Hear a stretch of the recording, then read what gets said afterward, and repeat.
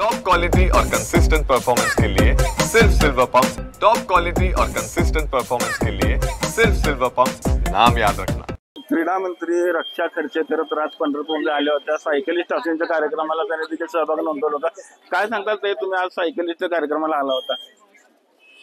अतिशय चांगला आज इथे उत्सव झालेला आहे की सायकलवर आज रिंगण झालेला आहे। आज लोकांनी प्रत्येक जिल्ह्यामधून येऊन इथे सायकलिंगच्या माध्यमातून, सायक्लोथॉनच्या माध्यमातून हा उपक्रम राबवलेला आहे, जे गेल्या अनेक वर्षापासून राबवत आहे।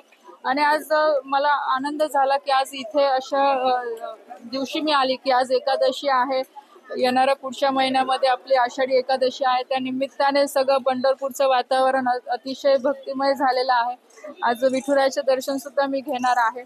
आणि सायक्लोथॉन हे जे मिशन आहे आदरणीय मोदी साहेबांनी आणि स्पोर्ट मिनिस्ट्रीच्या माध्यमातून संडे ऑन सायकल सुद्धा आपण देशभरामध्ये राबवतोय।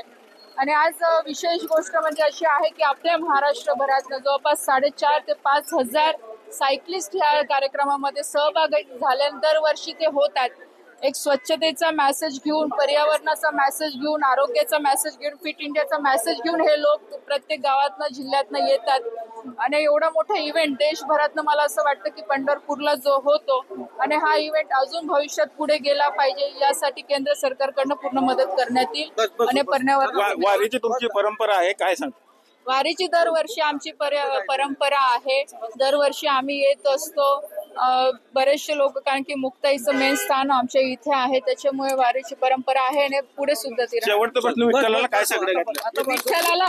विठ्ठलाला हे साकडं घातलेलं आहे की महाराष्ट्राला जनतेला सुख समृद्धी मिळो। आपण बघितलं असेल की महाराष्ट्राच्या जनतेला सुखी समृद्धी ठेवा असं विठ्ठलाला करतात त्यांनी आता साकडं घातलेलं आहे। पंढरपुरातून कॅमेरामॅन जगदीश रवी लवेकर, TV9 मराठी।